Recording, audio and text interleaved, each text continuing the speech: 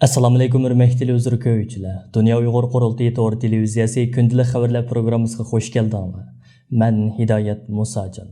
Bugün 4-cü ayının 7-ci günü çarşamba. Həmmanlarına bu vaxtda xeyirlik olsun. Əziz görürmənlər, tövəndə diqqətinizlər bugünkü xəvərlər proqramımızın təfsilatı da olsun. Türkiyədəki öhtücü partiyalarning Barin inqilabının 31-ci illigini xatırlaşı Xitoy bilan Türkiyə o'rtasida diplomatik kriz paydo qildi. Türkiyədə Uyğurlar məsələsiga izchil holda ko'ngil bilib kelayotgan öhtücü partiyalardan İyi partiyasining raisi Meral Akşener və Ankara shahrining Cumhuriyet Xalq partiyasının bo'lgan shahar boshlig'i Mansur Yavaşning 5 aprel Twitterda Barin inqilobining 31-ci illigini xatırlashi Xitoyning Anqaradagi bosh elchixonasining tahdid xarakterlik hujumiga uchrab, aslida nozik bo'lgan ikki davlat munosabatlarida diplomatik ko'ngilsizlik paydo qilgan. Anatoliya agentligining xabar qilishicha, Turkiya Tashqi ishlar ministrligi 6 aprel Xitoyning Anqaradagi bosh elchisi Liu Xiaobinni Tashqi ishlar ministrligiga chaqirib, Xitoy elchixonasining Twitterda e'lon qilgan bayonotidagi so'zlarga bearam bo'lganligini bildirgan. Turkiyadagi o'htücü partiyalar Turkiya hukumatidan Xitoyning Turkiyadagi bosh elchisi Liu Xiaobinni qarshi ilinmaydigan odam deb e'lon qilishini talab qilishmoqda. Türkiyədəki İyi partiyasının raisi Meral Akşener Barin inqilabının 31-ci illiqi münasibəti bilan yollagan Twitter sözüdə Barin qırğınçılığında Xitoy asaratiga bosh egmagan Sharq Turkistonlik qarindoshlarimizni shahodatlarining yil kunida rahmat bilan xotirlaymiz. Asarat ostidagi qarindoshlarimizni unutmaymiz. Uchirgan zulmlarga sukut qilmaymiz. Sharq Turkiston bir kuni mutlaq mustaqillikka erishadi degan. Ankara shahrining boshlig'i Mansur Yavaş bo'lsa Sharq Turkistonda yuz bergan qatlamning iztirobini 31 yil o'tgan bo'lsa-mu, hozirgidek his qilyapmiz. Barin shehidlarni rahmat bilan xotirlayman deb ta'kidlagan edi. Xitoy elchixonasi Twitter so'zida Meral Akşener bilan Mansur Yavaşning ismini ham bahrlab, Xitoy taraf har qanday kishi va har qanday kuchning Xitoyning egilik huquqiy va zamin butunligiga har qanday shaklda xiris qilishiga qat'iy qarshi chiqadi va buni shiddat bilan ayblaydi. Xitoy taraf haqliq qarshilik qilish huquqini saqlab qoldi deb ta'kidlagan. Xitoy elchixonasining Twitter so'zi Turkiyadagi boshqa o'chtücü partiyalarni bearam qilgan bo'lib, ular birdek holda Xitoyning bosh elchisi sifatida Twitter orqali ochiq-oshkora bundaq so'zlarni yezishini shiddat bilan ayblaymiz. Buni qabul qilmaymiz. Chunki bir davlatda bosh elchixona bo'lib vazifa o'tayotgan Xitoy bosh elchiligining vazifasi ikki davlat orasidagi munosabatlarni kuchaytirish va olg'a surishdir. Turkiyaning ichidagi siyosiy partiyalarning nima deyishi Xitoy tarafini aloqalantirmaydi.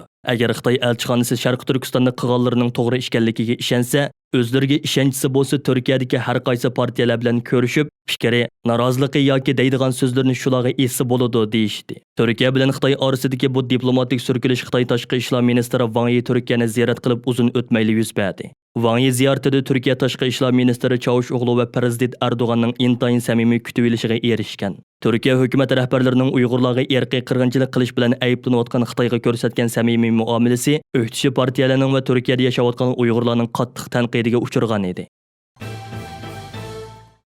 Germaniyadagi Hür Demokratiya partiyasi Yevropa Sharq Turkiston birligi tashkilotining chaqirig'iga ovoz qo'shib, 2022-yillik Beijing qishliq olimpik yig'inini boykot qilish harakati qo'zg'ash haqida maxsus qaror oldi. Dunya Uyghur Qurultiyining Yevropadagi siyosiy xizmatlarga mas'ul alohida vakili va Yevropa Sharq Turkiston birligining raisi Asqarjon apandim o'tgan oyda Germaniya Hür Demokratiya partiyasi va mazkur partiyaning yoshlar komiteti mas'ullari bilan ko'rishganda, Uyg'urlarga qarata rahimsizlarcha irqiy qirg'inchilik yurgizayotgan Xitoydek bir mustabid davlatda olimpik yig'ini o'tkazilishining olimpikning ruhiga, Yevropaning asosli qimmat qarashi hisoblangan demokratiya va kishilik huquq prinsiplariga, shundaqli insoniy qadr-qimmatlarga tamoman zid ekanligini ta'kidlash bilan birga, Germaniyada ta'siri kuchli bo'lgan mazkur partiyadan 2022-yillik Beijing qishliq olimpik yig'inini boykot qilish orqali Uyg'urlar duchor bo'layotgan irqiy qirg'inchilikqa bo'lgan maydonini ochiq ifoda qilishni talab qilgan edi. Yaqinda Germaniya Hür Demokratiya partiyasi Bavariya o'lkalik sho'basi bu vaqtda maxsus yig'in chaqirib, Yevropa Sharq Turkiston birligining yuqorqi taklifini muzokaraga qo'ydi va muzokara natijasida 2022-yillik Beijing qishliq olimpik yig'inini boykot qilish haqida qaror qabul qildi. Bu vaqtdagi qaror Germaniya Hür Demokratiya partiyasining to'g'ri sahifasida rasmiy e'lon qilindi. Qarorda mundaq deyilgan: Biz Yevropa Sharq Turkiston birligining 2022-yillik Beijing qishliq olimpik yig'inini boykot qilishi haqidagi chaqiriqni qo'llaymiz va bu chaqiriqqa qizg'in ovoz qo'shamiz. Biz Germaniya boshchiligidagi barliq davlatlarni, Xalqaro olimpik komitetini va barliq tanharakatchilarni 2022-yillik Beijing qishliq olimpik yig'inini boykot qilishga yoki 2022-yillik qishliq olimpik yig'inining Xitoydan boshqa davlatga ko'chirilishi uchun harakat qilishga chaqiramiz. Germaniya Hür Demokratiya partiyasining yuqorqi qarorida yana Yevropa Ittifoqi, Amerika, Kanada va Angliyaning Uyg'ur qirg'inchiligi bilan shug'ullangan Xitoy amaldorlari va organlarini jazolash haqida 22 mart olgan o'rtaq qarorni qarshi oladiganligi. Ammo buning yetarli emasligi ta'kidlanish bilan birga, barliq g'arb demokratik ellarning Uyg'urlar masalasida Xitoyga qarshi birlikda harakat qilishi talab qilindi. Yevropa Sharqi Turkiston birligi tashkiloti tarafidan o'tgan oyda Xitoyning Germaniyaning Myunxen shahridagi konsulxonasi oldida oilam nada degan shior ostida o'tkazilgan bir oylik namoyish jarayonida Germaniya Hür Demokratiya partiyasi yoshlar komitetining 10 necha kishidan tarkib topgan hay'ati mazkur namoyishga qatnashib, o'zlarining Uyg'ur xalqiga bo'lgan qo'llashini bevosita namoyon qilgan edi. Wall Street jurnali gazetining xabarida aytilishicha, Yaponiya tashqi ishlar vaziri Toshimitsu Motoga oltinchi kuni Xitoy tashqi ishlar ministri Wang Yi bilan telefonda 1,5 soat suhbatlashgan. Suhbatda o ikki taraf ko'ngil bo'layotgan masalalar qatorida Sharqi Turkistondagi siyosiy bostirish va Hong Kongdagi norozilik harakatlaridan o'zlarining andisha qilayotganligini alohida eskartgan. Uning bu vaqtdagi masalalarni Yaponiya bosh vaziri Yoshihide Suga keyingi hafta Amerika ziyoratiga menishning tayyorligini qilayotganda alohida tilga ilishi Xitoyni bakmo parishon qilgan. Janubiy Xitoy atganlik gazetining 6 aprildagi xabarida aytilishicha, telefon suhbatidan keyin Wang Yi bayonot e'lon qilib, Amerika prezidenti Jo Bayden ijro qilayotgan Xitoyga qarshi ittifoqdoshlar qo'shinini tashkillash strategiyasini ayblagan. Shuningdek, Yaponiya hukumatini Amerika hukumati davron qilayotgan Xinjiang va Hong Kongdagi kishilik huquq tafsandachiligiga jazo qo'llanishlik ta'tir iqimga agashmaslikka chaqirgan. Garchi Yaponiya hukumati Amerika bilan yaqin hamkorlik munosabatida bo'lsa-mu, Amerika hukumati tarafidan boshlatilgan Sharq Turkistondagi zulmga sherik Xitoy amaldorlariga jazo berish harakatiga qatnashishdan o'zini qochirib kelgan edi. Ammo Yaponiya bilan Xitoy o'rtasidagi munosabat yaqinqi mezgillarda Xitoyning dengiz zo'migarlik qilmishi tufaylidan izchil jiddiylashayotgan edi. Amdilikda ularning bu masalani alohida tilga ilishi tashqi dunyoda yangi inkoslarni paydo qilmoqda. Dunya Uyg'ur Qurultiyining Yaponiya va Pasifik rayonidagi xizmatlarga mas'ul alohida vakili Ilham Mahmud apandi bu munosabat bilan bugun istansimizga qilgan so'zida Yaponiya tashqi ishlar vazirining Wang Yi bilan o'tkazgan suhbatida Uyg'urlar masalasini alohida tilga olganligidan xursand bo'lganligini ifoda qilish bilan birga, keyingi mezgillardan buyon Yaponiya Uyg'ur jamiyati va Yaponiyadagi Uyg'ur siyosiy faoliyatchilarining Yaponiyaning har qaysi rayonlarida Xitoyning irqiy qirg'inchiligiga qarshi ilib berayotgan turli faoliyatlarni zo'r darajada oshirganligini, Yaponiyadagi siyosiy partiyalar, ommaviy tashkilotlar va avom xalqning Uyg'urlar masalasiga bo'lgan qiziqishining va hissdoshligining bog'ansiri kuchayib berayotganligini bayon qildi. Belgiya Uyg'ur jamiyati Uyg'ur irqiy qirg'inchiligining Belgiya federal parlamenti tomonidan rasmiy qabul qilinishini qo'lga keltirish uchun jiddiy harakat ilib bormoqda. O'tganda Belgiya federal parlamentining 2 nafar a'zosi tomonidan Xitoyning Uyg'urlarga yurgizayotgan jinoiy qilmishlarini rasmiy yo'sinda irqiy qirg'inchilik deb qabul qilish haqida federal parlamentga qaror loyihasi sunilgan edi. Yaqinda Belgiya Uyg'ur jamiyatining raisi Abdullah Imarov boshchiligidagi Uyg'ur hay'ati orqa-orqadan Yevropa parlamenti va Belgiya federal parlamentini ziyorat qilib, Yevropa parlamentining muavin raisi Nikola Ber xonim bilan Belgiya federal parlamentining Yeshillar partiyasining bo'lgan parlament a'zosi Samuel Kogulati qatorliq bir qism parlament a'zolari bilan ko'rishib, ularga Uyg'urlar duchor bo'layotgan irqiy qirg'inchilik haqida to'liqlama ma'lumot berish bilan birga, ulardan Xitoyning Uyg'urlarga qaratgan irqiy qirg'inchiligini to'sib qilish uchun Xitoyga qarshi yanada unumli tadbirlarni elishni talab qilishdi. Undan boshqa yana Abdullah Imarov va Xitoyning jazo lagerlari tuzumini xalqaro jamoatchilikka fosh qilishda intayin muhim rol o'ynab kelgan lager shoidi Ömer Bakali apandilar oldingi haftalarda Belgiyadagi asosliq televiziya kanallarining ziyoratini qabul qilib, Belgiya xalqiga Uyg'urlar duchor bo'layotgan chidag'usiz zulm va fojialarni anglatgan edi. Belgiya Uyg'ur jamiyati tomonidan o'tgan oyda Belgiyani markaz qilgan holda boshlatilgan "Men Uyg'ur irqiy qirg'inchiligiga qarshi" degan shior ostidagi rasmli hashtag kampaniyasiga qatnashgan Uyg'ur va chet elliklarning soni hozirga qadar 200 nafardan oshib ketdi. Germaniyada nashrdan chiqadigan Dunya gazetida 4 aprel e'lon qilingan Yevropa ittifoqi adolatsiz raqobatga qarshi jang e'lon qildi nomli maqolada ko'rsatilishicha, Yevropa ittifoqi o'tgan chorshanba kuni chaqirilgan G7, ya'ni Amerika, Angliya, Germaniya, Fransiya, Italiya, Yaponiya va Kanadadan iborat taraqqiy qilgan 7 davlatning yuqori darajaliklar yig'inidan keyin bayonot e'lon qilib, Xitoy bilan Yevropa ittifoqi o'rtasidagi adolatsiz raqobatga xotima beradigan yangi bir qonun loyihasini ma'qullaydiganligini jakarlagan. Mazkur qonun loyihasida Xitoyning Yevropa ittifoqi bilan bo'lgan iqtisodiy hamkorligida hozirga qadar hal qilinmagan, Xitoy izchil sodir qilib kelayotgan adolatsiz raqobatga va uning iqtisodiy tajovuzga taqobil turish uchun tuvandagi tadbirlarni yo'lga qo'yish lozimligi ta'kidlangan. Birinchi, Xitoydan taralgan koronavirusi sababli Yevropa ittifoqiga a'zo davlatlardagi nurg'ulg'an korxonalar zaiflashgan bo'lib, Xitoyning davlat egaligidagi korxonalar Xitoy hokimiyatining qo'llashi bilan bu fursatdan foydalanib, ko'plagan Yevropa korxonalarini setib olishga uringan. Mazkur qonun Xitoyning bu qora niyatiga cheklama qo'yadi ekan. Yevropa korxonalarini Xitoyga tashlab bermaydi ekan. İkinci, Xitoy hokimiyati Yevropa İttifaqının erkin bozor va demokratik muhitidan foydalanib, uzundan buyon o'zining davlat egiligidagi korxonalarini Yevropa İttifaqı xayrida chaqirgan turlarga mablag' selishga, pay qo'shishga rag'batlantirgan va uni qo'llagan. Bunun bilan Yevropa İttifaqidagi ko'plagan qurilish turlarining foyda huquqining bir qismi Xitoyning qo'liga o'tib ketgan hamda Yevropa shirkatlari Xitoyga tayinib qoladigan bir nachar vaziyatni shakllantirgan. Mubada yangi qonun e'lon qilinsa, Xitoy shirkatlarining Yevropa İttifaqı xayrida chaqirgan turlarga mablag' selishi cheklanadi ekan. Hatta Xitoy shirkatlari buningdan keyin Yevropaning yuqori texnik qurilish sohalarida hech qarshi elinmaydi ekan. Üçüncü, Xitoy hokimiyati yillardan buyon o'zlarining davlat egiligidagi korxonalarini davomli qo'llab, Yevropa İttifaqidagi korxonalar bilan bo'lgan erkin raqobatga to'sqinlik qilgan va raqobatda adolatsiz bir muhit barpo qilgan. Bu hal Xitoy shirkatlarini afzallikka erishtirgan bo'lsa-mu, G'arb shirkatlariga zarba ilib kelgan. G'arbga nurg'unlagan dongli shirkatlar uzundan buyon bu jihatda noroziliklarni ifodalab kelgan bo'lsa-mu, bu masala hal bo'lmagan.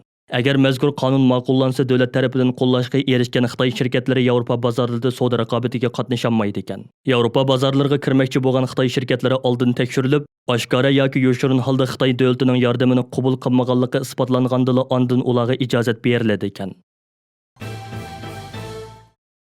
Tövəndə diqqətinizə Dunya Uyghur Qurultiyining Sharq Turkistonda ishg'ol qilingan zamin degan temada maxsus doklad tayyorlashga mutaxassis taklif qilish haqida e'lon qilgan uqtirishining tafsilotida bo'lsin. Sharq Turkistonda ishg'ol qilingan zamin degan temada maxsus doklad tayyorlashga mutaxassis taklif qilish uqtirishi. Zo'ravon Xitoy kommunist hokimiyatining vatanimiz Sharq Turkistonda yillardan beri yurgizib kelayotgan milliy zulm siyosati 2017-yildan boshlab Sharq Turkistondagi Uyg'urlarni asos qilgan yerlik turkiy millatlarga qaratilgan irqiy qirg'inchilik va insoniyatga qarshi jinoyat tusini oldi. Buning natijasida Sharq Turkiston masalasi, jumladan Uyg'ur milliy da'vosi dunyoga misli ko'rilmagan darajada to'ldi va rasmiy xalqaralashdi. Millatimiz tarixdagi eng xatarlik vaziyatda bo'lishiga qaramay, dunyo vaziyatida yuz berayotgan o'zgarishlar bizga bir tarafdan yangi umid va fursatlarni yaratsa, yana bir tarafdan milliy da'vo ishimizning bundan keyingi taraqqiyoti uchun bizdan yangi husul, yangi talab va yuqori saviyalarni talab qilmoqda. Hozirgacha Sharq Turkiston davosining dunyoga yetarli darajada tonilib ketanmasligi, shuningdek Xitoy kommunist hokimiyatining Sharq Turkiston haqida Xinjiang azaldan Xitoyning ayrilmas bir qismi, Xinjiang masalasi Xitoyning ishki ishi deb kelganligi hamda xalqaro ahdnomalarga qaytilish va davlatlar bilan bo'lgan diplomatiyalik munosabatlarda bu shartlarni qabul qilganligi uchun xalqaro jamiyat Sharq Turkiston masalasini Xitoy davlatidagi osonliq millatlarning kishilik huquq masalasi deb tonib kelgan edi. Lekin Sharq Turkiston masalasi oddiy holdagi bir kishilik huquq masalasi yoki osonliqlarning zulmga uchrash masalasi emas, balki Xitoylar tomonidan besib ilingan bir zamin, ya'ni davlatning egilik huquqi masalasidir. Sharq Turkistonning mustamlika zamin ekanligi biz uchun munozara talab qilmaydigan haqiqat. Afsuski dunyoning ishlari bizning hissiyotimizga baxmaydi. Birlashgan Davlatlar Tashkiloti va uning a'zo davlatlarning Sharq Turkistonning besib ilingan zamin ekanligini e'tirof qilishi, xalqaro ahdnomalar va Xitoy davlati bilan bo'lgan munosabatlarga bevosita berib taqiladigan intoyin cho'ng va nozik bir masala bo'lg'ashqa, bugungi dunyoviy sistemalar va dunyo davlatlari uchun bu biz o'ylagandek undoq oddiy va oson ish emas. Bu sababdan bizning bu masalani tarixiy faktlar va xalqaro qonuniy asoslar bilan mukammal bir ilmiy doklad tayyorlab, dunyoga taqdim qilishimiz, dunyoning qoyilligini qo'lga keltirishimiz zarur bo'lmoqda. Navbatdagi xalqaro vaziyat va milliy da'vo ishlarimizning kelajak taraqqiyoti bizdan buni taqozo qilmoqda. Sharq Turkistonning ishg'ol qilingan zamin ekanligi haqidagi ilmiy dokladni dunyoga e'lon qilishga turtki bo'lgan sabab va zaruriyatlar tuvandikicha. Birinchi, Sharq Turkistonning ishg'ol qilingan zamin ekanligi haqidagi faktlik doklad orqali Sharq Turkiston masalasining kishilik huquq masalasi emas, balki besib ilingan bir zaminning egilik huquqini asliga keltirish masalasi ekanligini hujjatlar bilan isbotlash hamda milliy harakatimizning xarakteri va yo'linishini keskin va aniq qilib bekitish. Ikkinchi, Xitoy kommunist hokimiyatining Sharq Turkistonni Xinjiang azaldan Xitoyning ayrilmas bir qismi degan sapsatisini faktlar bilan bekit qilish.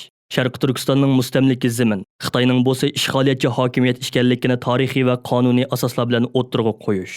Uchinchi, Sharq Turkiston masalasini 1960-yili Birlashgan Davlatlar Tashkiloti tuzib e'lon qilgan mustamlikasizlashtirish ahdnomasining qarorlariga tatbiqlash imkoniyati yaratish. Shuningdek, Sharq Turkiston davosining qonuniyligi va haqqoniyligini kafolatga ega qilish.